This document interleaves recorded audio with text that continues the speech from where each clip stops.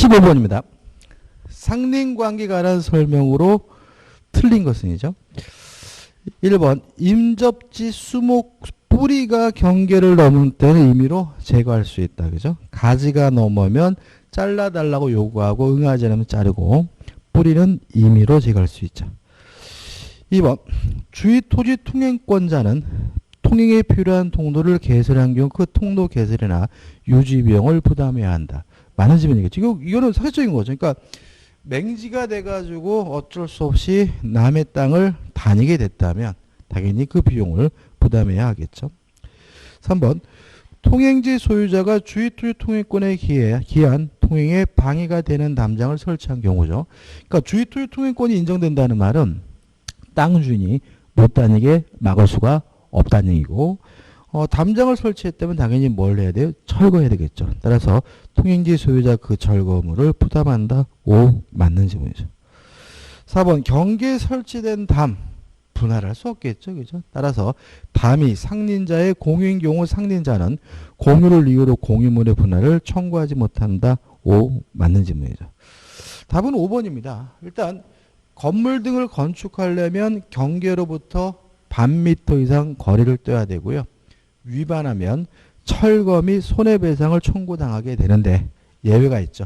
공사 착수 후 1년이 경과됐거나 건물이 완성된 경우에는 철거 청구는 못하고 손해배상만 청구해야 되므로 5번 경계선 부근의 건축 시 경계로부터 반 미터 이상 거리를 두어야 하는데 이를 위반한 경우 건물이 완성된 후에도 건물의 철거를 청구할 수 있다. X가 되고요. 답은 5번이 됩니다. 16번입니다. 점유 취득 시에 관한 설명을 옳지 않은 거죠. 1번 특별한 거 없어요. 그죠? 그 다음에 2번 주의하실 점은 취득 시효 완성자가 등기라면 비로소 소유권을 갖게 되는데 소유권을 취득하는 시기면 등기한 때가 아니라 점유를 개시한 때죠. 따라서 2번 취득 시효 완성으로 일어난 소유권 취득 후 효력은 점유를 개시한 때로 소급한다. 5 맞는 질문이죠. 3번 토지에 대한 취득 시효가 완성된 후 토지 소유자 그 토지 위에 담장을 설치했어요. 정당한가요? 자, 이런 문제입니다. 이게 최근 판례인데 지금 등기는 갑이 하고 있고 점유는 을이 하고 있어요. 이런 상태에서 20년이 되면 을에게 소유권이 인정되는 것이 아니라 등기 청구권, 채권만 있는 거거든요. 그래서 완성된 후라 하더라도 여전히 누가요? 갑이 소유자인 거죠. 따라서 여전히 갑이 소유자이기 때문에 적법하게 사용 수익할 수 있다는 입장이에요. 따라서 완성된 후 토지 소유자가 그 토지 위에 담장을 설치한 경우 시효 완성자는 소유권에 의한 방해 배제 청구권 행사로 토지 소유자 상대로 담장의 철거를 청구할 수 없다. 5 맞는 질문이죠. 그럼 이렇게 되는 거죠. 완성된 후에 이 사람이 담장을 설치했어요. 그러면 이 자체는 정당한 것이니까 이 사람은 갑에게 철거해달라고 뭐 할 수는 없어요? 청구할 수는 없어요. 근데 주의하실 것은 설치된 후에 취득 시 완성됐다는 이유로 등기가 됐어요. 그러면 이 사람이 소유권의 취득 시기는 등기한 때가 아니라 점유 개시 시로 뭐가 돼요? 소급이 되기 때문에 요 등기한 후에는 요 담장에 대해서 소유권을 이유로 철거해달라고 청구할 수 있겠죠. 그죠? 근데 지금 여기서는 완성됐다는 말만 있고 뭐는 안 했어요? 등기는 안 했어요. 그러니까 요 철거해달라고 청구할 수는 없는 거고 만약에 취득시효가 완성됐다는 이유로 등기를 함으로써 점유 개시로 소급해서 소유권을 취득했다면 그때는 철거를 청구하는 것은 물론 가능하겠지만 일단은 뭐죠? 청구할 수가 없는 겁니다. 4번 취득 시효 기간의 완성 전에 등기 부상의 소유 명의가 변경되었다 하더라도 이런 취득 시효 중단 사유가 될 수는 없다. 맞는 질문이죠. 그러니까 이게 왜 그러냐면 이런 얘기입니다. 자, 요 17년이 됐을 때 갑에서 병으로 소유권이 넘어갔어요. 매매 계약을 하고 이전 등기를 해줬어요. 근데 만약 이것이 갑의 적법한 소유권의 행사로 판단된다면 요 시점에 소멸시효가 뭐가 돼요? 취득시효가 중단이 되고 그럼 또다시 몇 년이 주어져야 되냐면 20년이 주어져야 되거든요. 근데 우리 판례는 요거는 취득시효를 뭐 하잖아요? 중단시키지를 않는다는 거죠. 따라서 이거는 20년이 되면 완성될 당시 소유자인 병에게 등기달라고 뭐 할 수 있어요? 청구할 수 있다는 입장이니까 이것도 어떻게 해요? 맞는 질문이죠. 5번. 취득시효가 완성됐다는 이유로 소유권을 취득하려면 반드시 등기해야 돼요. 미등기 부동산이라 하더라도. 따라서 미등기 부동산의 경우 점유자가 취득시효 기간의 완성만으로 등기 없이 소유권을 취득한다. X가 되는 거죠. 답은 뭐죠? 5번이 됩니다. 반드시 등기해야 됩니다. 17번입니다. 지상권에 관한 설명으로 옳은 것은 1번 지상권은 한 편의 토지 전부가 아닌 일부에 대해서 성립할 수 없다. X예요. 근데 만약 이게 앞에 법정지상권이라고 나오면요. 예를 들어서 법정지상권은 한 필의 토지 전부가 아닌 일부에 대해서 성립할 수가 없다. 그러면 맞는 질문이 틀린 질문이에요? 그때도 X다. 그죠? 다시 말하면 법정지상권이든 그냥 지상권이든 한 필지 전체일 필요는 없다는 거 좀 기억해 두시 바라고 1번은 뭐죠? X죠. 2번 지상권자는 존속기간이 만료한 때 지상물이 현존해요. 그러면 갱신 청구하고 거부당하면 지상물 매수를 청구하는 거죠. 따라서 지상권 설정자에 대해 선택적으로 지상권의 갱신 청구 또는 지상물의 매수 청구를 할 수 있다. X. 선택적인 것이 아니라 갱신 청구하고 거부당하면 지상물 매수를 청구하는 거죠. 3번 지상권은 지상물의 소유를 목적으로 토지를 사용하는 권리이므로 지상권자는 지상권을 유보한 채 지상물을 소유권만을 양도할 수 없다. X. 지상권은 토지 사용권이죠. 부종성 수반성이 없습니다. 따라서 건물만 양도하는 것도 가능하고 지상권만 양도하는 것도 가능하기 때문에 3번은 X가 되는 거죠. 답은 4번입니다. 자, 내가 소유하고 있는 기간 동안 2년 채워야 된다. 그래야 소멸 청구할 수 있다. 앞 사람이 전 소유자가 못 받은 돈은 신경 쓸 바가 아닌 거죠. 따라서 4번 지상권의 지로지급 연체가 토지 소유권 양도 전후에 걸쳐 이루어진 경우 토지 양수에 대해 연체 기간이 2년 이상이면 토지 양수인은 지상권의 소멸을 청구할 수 있다. 5 맞는 질문인 거죠. 다시 말하면 내가 소유하고 있는 기간이 몇 년치면 돼요? 1년치. 그래서 지금 문제 지문에서 토지 양수인에 대한 연체 기간이 몇 년이라고요? 2년 이상이니까 소멸 청구할 수 있고요. 답은 4번이 되는 거죠. 5번입니다. 금융기관이 토지의 저당권과 함께 지료 없이 지상권을 설정했어요. 이런 거 우리가 담보지상권이라고 하죠. 그러니까 우리가 담보지상권은 목적이 뭐예요? 담보가치 하락을 막게 한 거죠. 좀 더 쉽게 말하면 건물을 신축하는 것을 못하게 하려는 거죠. 따라서 담보지상권이 설정됐더라도 여전히 그 토지를 사용하고 수익하는 것은 누가 하는 거죠? 소유자가 하는 거죠. 그러니까 우리 일반적으로 지상권이 설정되면 이제는 그 토지를 사용 수익하는 건 누구예요? 지상권자인데 담보지상권이 설정된 경우 여전히 토지 소유자가 사용 수익하는 겁니다. 따라서 지료 없는 지상권을 설정받으면서 채무자의 사용 수익권을 배제하지 않는 경우 금융기관은 그 토지의 무단 점유자에 대해 지상권 침해를 근거로 하여 임료 상당의 손해배상을 청구할 수 있다. X. 왜요? 임료는 사용 수익은 누가 할 문제입니까? 소유자, 채무자가 하는 것이니까요. 답은 4번입니다. 18번이죠. 공동 소유에 관한 설명으로 옳은 것은 1번이 답입니다. 공유물 분할 금지 약정은 갱신할 수 있다. 이게 답인 거죠. 근데 이런 것들은 뭘 노리는 거예요? 1번이 답인 줄 알면서도 뒤에 가서 틀리기를 꼬시는 거죠. 그죠? 2번. 합의자는 다른 합의자의 동의 없이 합의 지분을 처분할 수 있다. X. 합의 지분을 처분하려면 전원의 동의가 필요하죠. 3번 비법인 사단의 사후는 단독으로 총유물의 보존행위를 할 수 있다. X. 총유물에 관한 모든 사항 사원총의 결의가 필요하죠. 특히 보존행위도 단독으로 하는 것이 아니라 사원총의 결의가 필요하다는 거 꼭 기억해 두셔야 되겠죠. 4번 합유자 1인이 사망하면 특별한 사정이 없는 한 그의 상속인이 그 지분을 포괄 승계한다. X.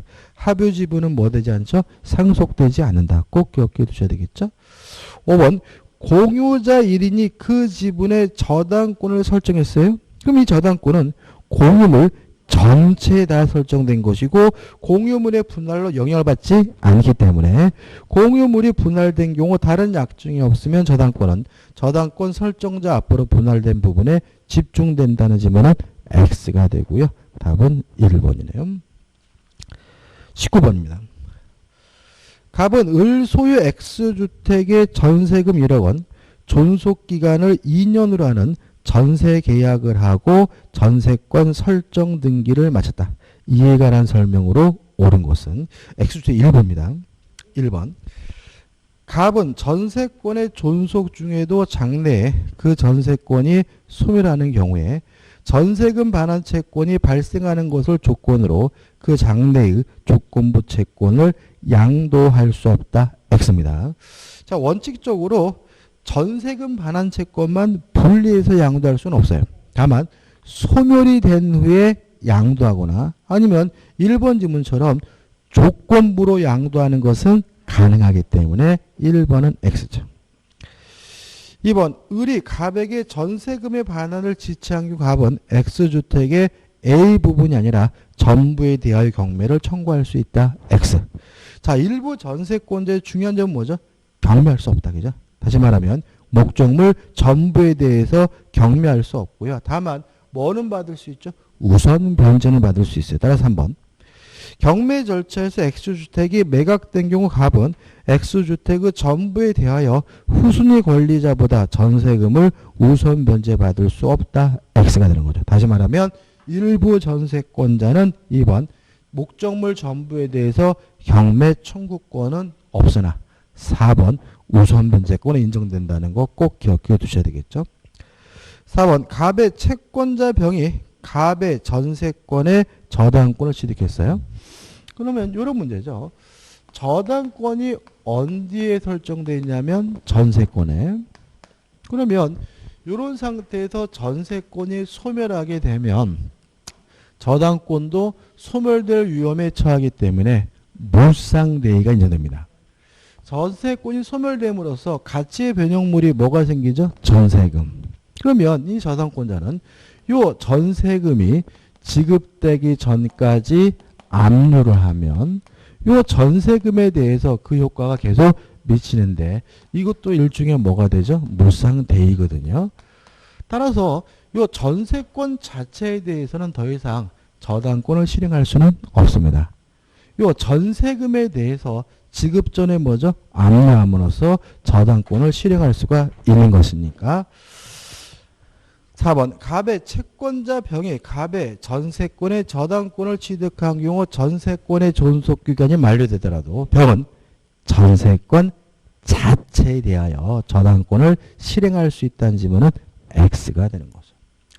5번 갑의 전세권이 존속하는 동안에 을이 X주택을 정에게 매도하고 정명의로 소유권 이전 등기를 마쳤어요. 그러면 갑은 전세권은 물권이니까 새로운 소유자 정에게 대항할 수 있겠죠.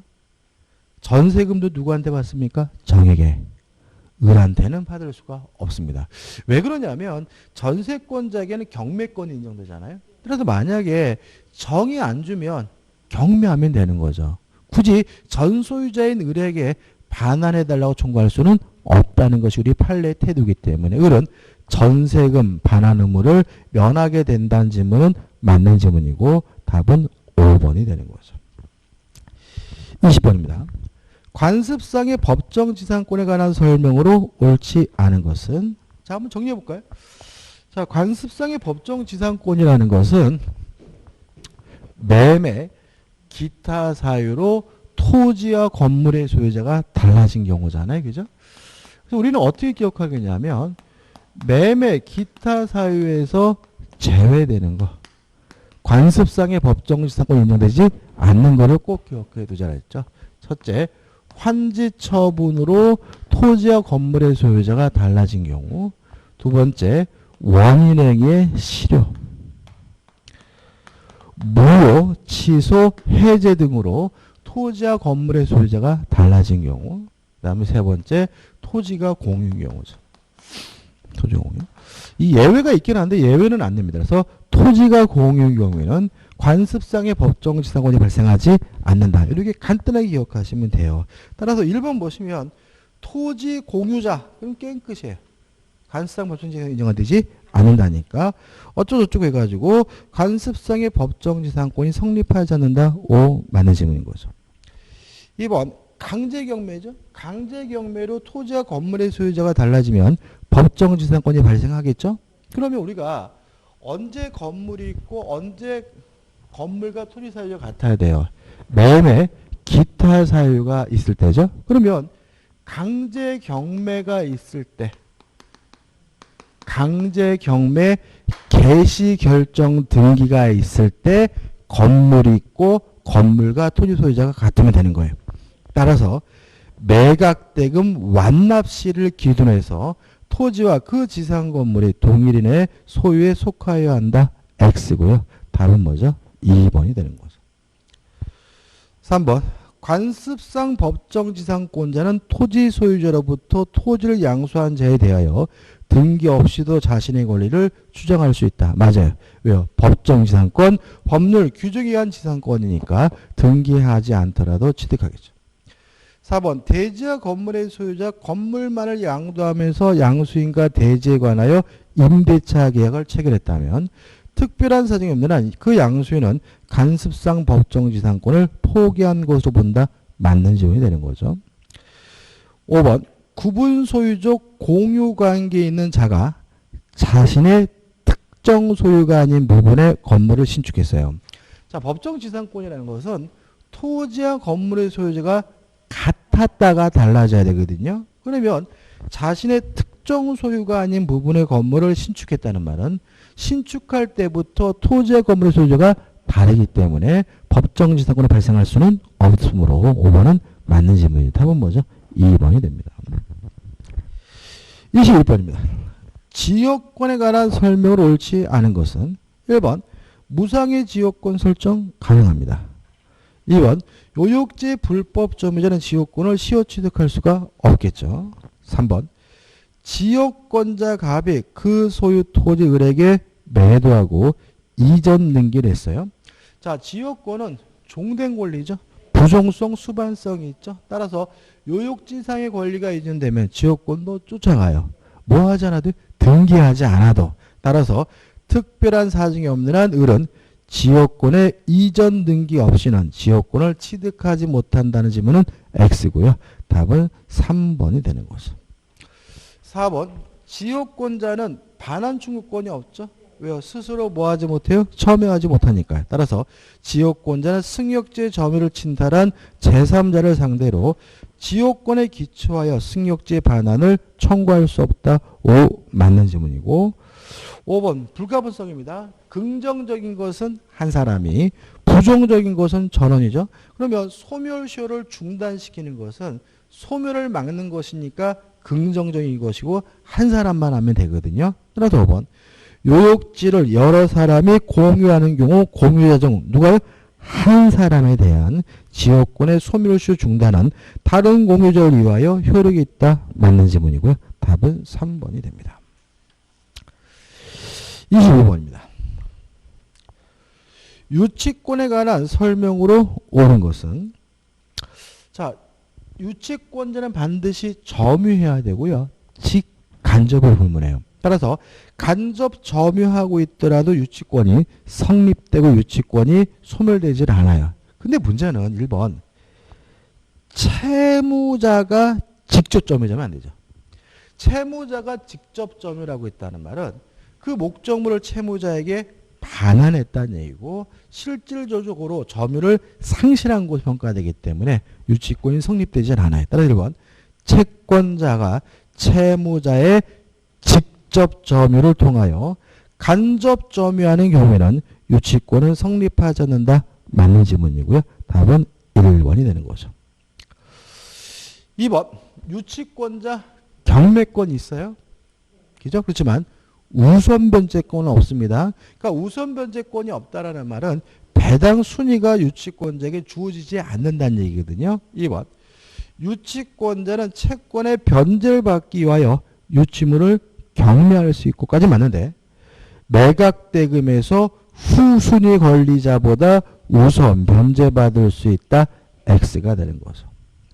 3번 유치 목적물은 반드시 타인의 소유물이어야 돼요. 어떤 이유든지 간에 자신이 소유하고 있는 물건에 대해서는 유치권이 성립될 수는 없습니다.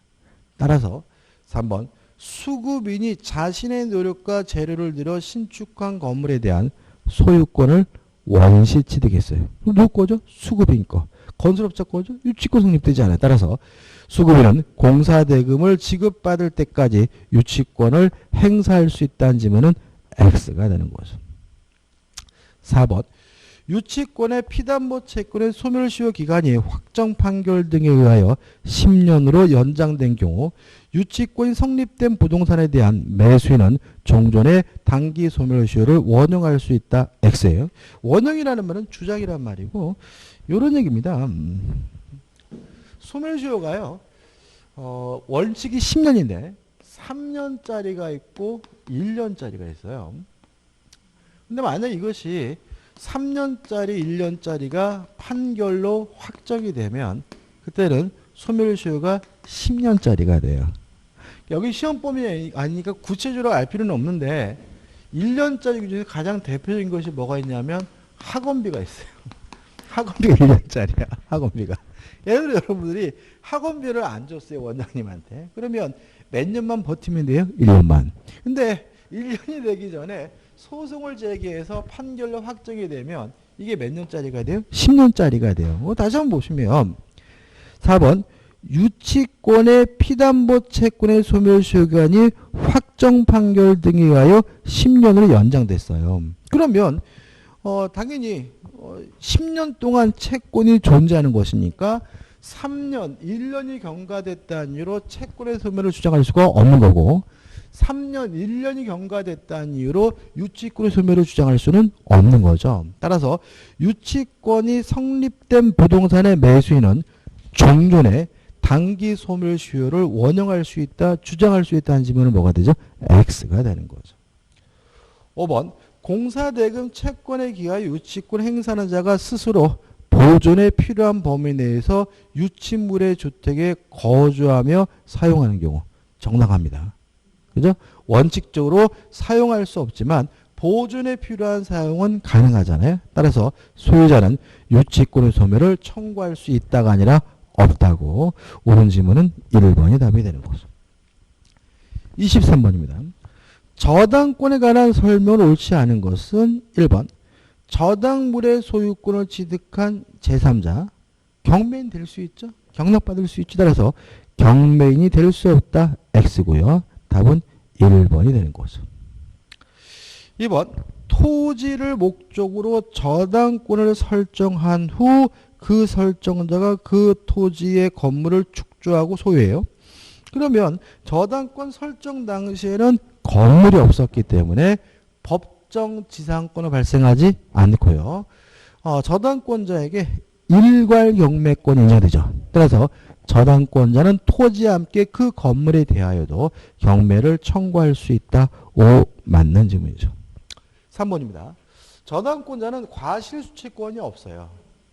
과실을 수취하려면 압류를 해야죠. 그래서 압류한 후에 과실만 수취할 수가 있는 것이니까 3번 저당 부동산에 대하여 저당권에 기한 압류가 있으면 압류 이후에 저당권 설정자의 저당 부동산에 관한 차임 채권에도 과실에도 저당권력이 미친다는 질문은 맞는 질문이 되는 거죠. 4번 저당 부동산에 대하여 지상권을 취득했어요. 그럼 이 사람 우리가 제3취득자라고 하죠. 그러니까 제3취득자라는 것은 저당권이 설정된 후에 권리를 취득한 사람들이에요. 그죠? 첫째, 채무자가 반대하더라도 변제할 수 있다. 두 번째, 경락을 받을 수 있고요. 세 번째, 필요비 유익비에 대해서 우선 상환받을 수 있죠. 따라서 지상권을 취득한 제3자는 저당권자에게 그 부동산에 담보된 채권을 변제하고 저당권 소멸을 청구할 수 있다. 오, 맞는 집이 되겠죠. 5번, 저당권 설정자의 책임 있는 사유로 인하여 저당물의 가액이 현재 감소됐어요. 그러면 저당권자에게 담보물 보충 청구권이 인정됩니다. 부족하니까 보충해달라고 요구할 수 있는 것 따라서 저당권자는 저당권 설정자에 대하여 그 원상 회복 또는 상당한 담보 제공을 청구할 수 있다. 맞는 질문이고 우리가 담보물 보충 청구권이라고 하는 거죠. 24번입니다. 법률이나 규약에 특별한 규정 또는 별도의 약정이 없는 경우 저당권 효력이 미치는 것을 모두 고른 거죠. 일단 저당권 효력은 부합물에도 미치고 종물에도 미칩니다. 기억. 저당권의 목적인 건물에 중축되어 독립적 효력이 없대요. 부합됐죠. 부합물이죠. 저당권력이 미칩니다. 따라서 종된 권리에도 미치는 거죠. 그래서 땅이 갑의 것이고 건물이 을의 것이어서 을이 토지 사용권인 지상권, 임차권을 가지고 있는 상태에서 건물에다가 저당권이 설정되면 이 저당권이 어디 지상권, 임차권에도 미치는 거죠. 따라서 니은번 건물의 소유를 목적으로 한 토지 임차인이 건물의 저당권을 설정한 경우에 토지 임차권도 저당권력이 미칩니다. 디귿번 구분 건물이죠. 구분 건물은 전유 부분과 대지 사용권의 일체성이 있죠. 따라서 전유 부분에 설정된 저당권력은 당연히 대지 사용권에도 미치기 때문에 디귿번 구분 건물의 전유 부분에 관하여 저당권이 설정된 후 전유 부분의 소유자가 취득하여 전유 부분과 일치가 된 대지 사용권 저당권력이 미칩니다. 근데 조심할 것은 이런 일이 있을 수 있을까요? 건물에 저당권이 설정되고 나서 그리고 나서 뭐가요? 대지 사용권이 생겼대요. 좀 이상하죠, 그죠? 정상적인 건 아닙니다.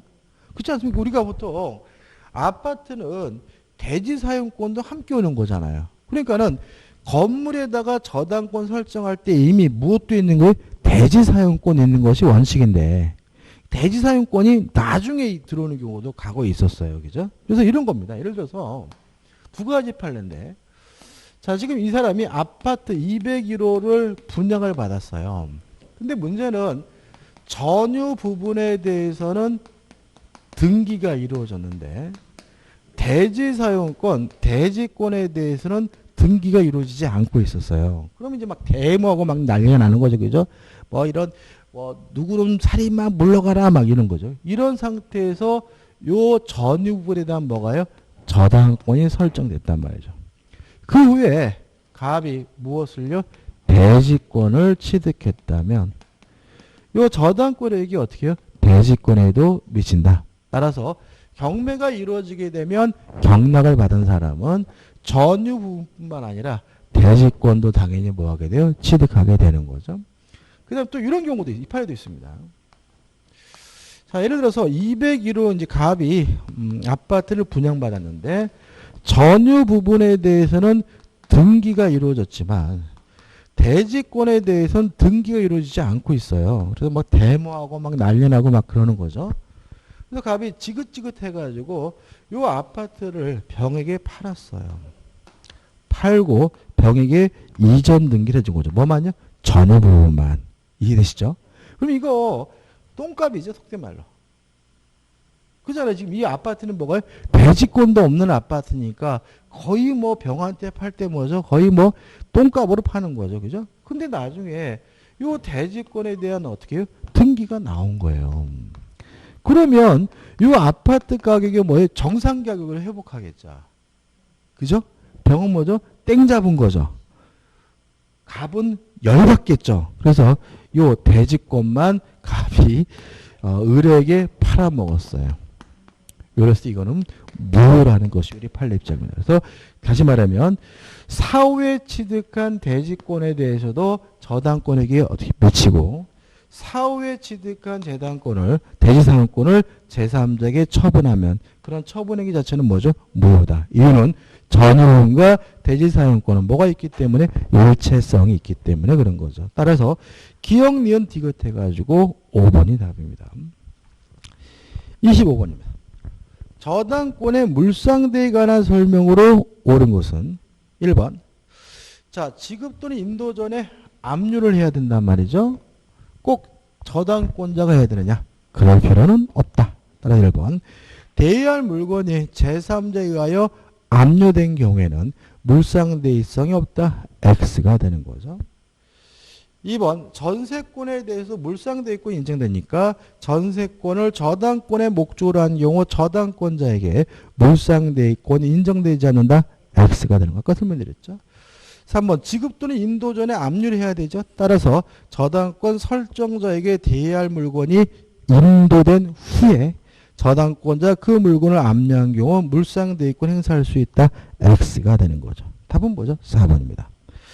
저당권자는 저당 목적물의 소실로 인하여 저당권 설정자가 취득한 화재보험금 정권. 대표적인 뭐죠? 가치변형물이죠. 에 대하여 물상대의권 행사할 수 있다. 맞는 질문이고 답은 뭐죠? 4번이 되는 거죠. 이거 우리 기출문제입니다. 이거. 기출문제인데 이걸 뽑은 이유가 뭐냐면 5번 때문에 그런 거죠. 그러니까 우리가 물상대의권이 인정되려면 저당권이 소멸될 위험에 처해야 된다. 예를 들어서 만약에 저당 목적물이 강제 수용을 당했어요. 수용당하게 되면 아마 공시법 시간에 배우셨겠지만 수용 대상물에 있는 모든 등기는 등기관이 직권으로 말소하기 때문에 수용당하게 되면 저당권이 뭐 할 위험에 처해요? 소멸될 위험에 처하는 거죠. 따라서 수용당하게 되면 수용보상금에 대해서 뭐가요? 물상대의권이 인정이 돼요. 그렇지만 매매가 됐을 때 매매 대금에 대해서는 물상대의권 인정될 수는 없는 겁니다. 왜냐하면 매매가 되더라도 저당권이 뭐 될 위험은 없어요? 소멸될 위험은 없으니까요. 그럼 5번 보시면 저당권이 설정된 토지가 공익사업을 위한 토지 등의 취득 및 보상에 관한 법률에 따라 협의 취득됐대요. 수용 아닙니다. 협의로 취득했다는 것은 쌍방 간의 계약에 의해서 취득됐으니까 만약에 뭐 전에 그 성주 그 롯데 롯데 골프장하고 뭐 미사일 기지하고 대토에 따르잖아요. 그죠? 그건 뭐예요? 교환인 거고 만약에 돈으로 줬으면 뭐죠? 매매인 거죠. 그래서 협의 취득된 경우 매매니까 저당권자는 그 보상금에 대하여 물상대의권 행사할 수 있다는 지문은 X가 되고요. 이 문제 답은 4번이 됩니다. 26번이죠. 갑이 채무자 을소의 X토지에 대하여 채무 불이행을 이유로 채권 최고액 1천만 원의 근저당권을 실행하기 위한 경매를 신청하였다. 이에 관한 설명으로 옳지 않은 거죠. 이거 봐. 경매 개시 결정이 있었어요. 그러면 근저당이 일반 저당으로 전환되고요. 채권액이 확정이 됩니다. 갑이 경매 신청을 취하했어요. 영향받지 않아요. 소급되지 않습니다.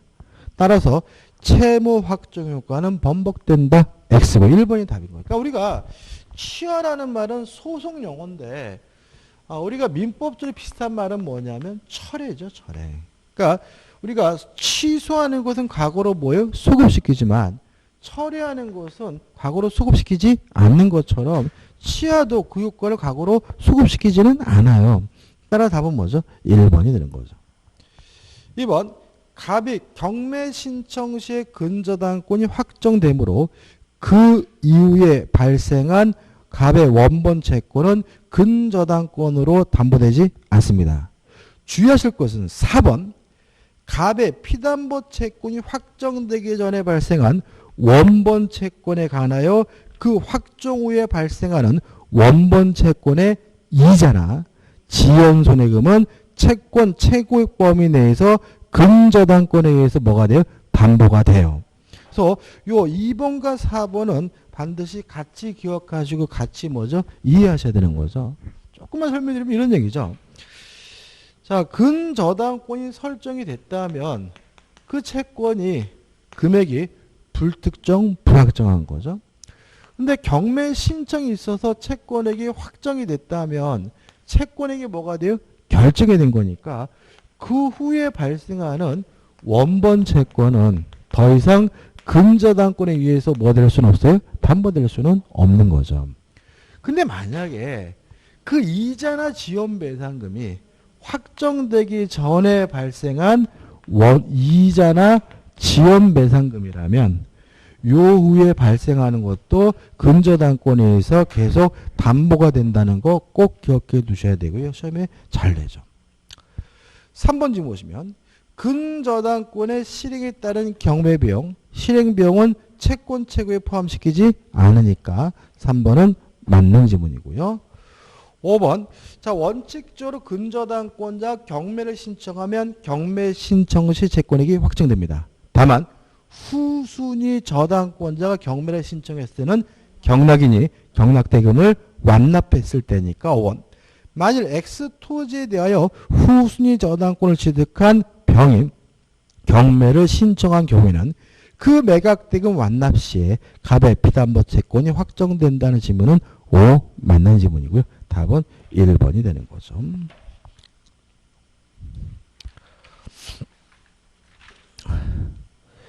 27번입니다. 을은 갑소유 X주택을 매수하면서 그 대금을 갑의 대여금 채권자 병에게 지급하기로 하는 제3자를 위한 계약을 체결하였고 병은 위 매매 대금의 수령 의사를 밝혔다. 다음 설명 중 옳지 않은 거죠. 제3자를 위한 계약은 시험 문제 참 잘 냅니다. 1번.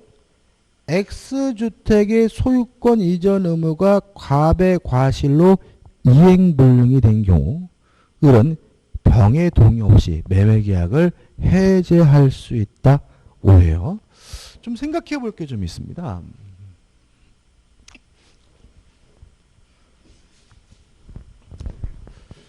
갑이 을과 만나가지고 매매 계약을 했고요. 요 매매된 을이 병에게 직접 지급하기로 했다면 이걸 우리가 제3자를 위한 계약이고요. 병이 내가 그 돈을 받겠다라는 수익의 의사를 표시를 하면 수익의 의사 표시를 한 후에는 갑과 을은 임의적으로 병의 권리를 변경시킬 수가 없고 소멸시킬 수가 없습니다. 자, 문제 지문에서 뭐라고 했냐면 병은 위 매매대금의 수령 의사를 밝혔다예요. 그러면 병이 이미 뭐 했어요? 수익의 의사 표시를 했다는 얘기거든요. 그러면 지금 이 지문에서 매매 계약을 해지하는 것은 병의 권리를 뭐예요? 소멸시키는 거잖아요. 근데도 어떻게 해요? 할 수 있어요. 이유는 뭐죠? 임의적인 것이 아니니까. 지금 1번 채무 불이행을 위한 계약의 해제는 임의적인 것이 아니라 법정 해제죠. 그죠? 따라서 할 수 있고요. 하고자 할 때 병으로부터 뭘 받을 필요 없어요? 동의 받을 필요도 없는 거죠. 특히 조심할 것은 이 병은 보호의 대상으로서 제3자가 아니기 때문에 해제로부터 뭐 받을 수도 없어요? 보호받을 수가 없는 거죠. 그죠? 따라서 1번은 맞는 지문이고 조심하셔야 되는 거죠. 2번 갑과 병 간의 금전 소비 대차 계약이 취소되더라도 갑과 을 간의 매매 계약은 유효하다. 맞는 지문이죠. 왜냐하면 갑과 병 간의 관계 우리가 대가 관계라고 하고요. 대가 관계는 수익 관계에 아무런 영향을 미치지 않습니다. 따라서 요게 무효라 하더라도 을은 약속대로 병에게 대금을 지급해야 되는 것이니까 2번도 뭐죠? 맞는 지문이죠. 3번 갑과 을 간의 매매 계약이 을의 사기를 이유로 취소됐어요. 물론 병은 보호의 대상으로서 제3자가 아니니까 병이 그 사실을 몰랐더라도 병은 선의 제3자로서 보호받지 못한다. 5 맞는 지문이죠. 4번 만약 병이 갑의 대리인으로서 을을 기망하여 을이 위 매매 계약을 체결했어요. 그러면 을은 매매 계약을 뭐 할 수 있습니까? 취소할 수 있는 거죠. 따라서 우리는 병의 대금 지급 청구를 거절할 수 있을 뿐이고 위 매매 계약을 취소할 수는 없다. X. 특히 대리는 제3자가 아니니까 본인이 알도 모르든 상관없이 상대방은 뭐 할 수 있어요? 취소할 수가 있기 때문에 답은 뭐죠? 4번이 되는 거죠. 5번입니다. 최근에 또 이것도 이제 책 팔들이 많은데, 자, 병은 계약의 당사자가 아니죠. 요 매매 계약은 갑과 을이한 거예요. 그래서 병이 갑을 간의 매매 계약을 취소할 수도 없고 해제할 수도 없어요. 그 다음에 요 매매 계약이 무효 취소 해제가 됐을 때 원상회복도 계약의 당사자인 갑과 을이 할 문제지 병이 할 문제는 아닌 거죠. 따라서 매매 계약이 무효 취소 해제가 되더라도 병은 원상회복 의무를 부담하지 않습니다. 왜냐하면 병은 계약의 당사자가 아니기 때문에. 따라서 5번.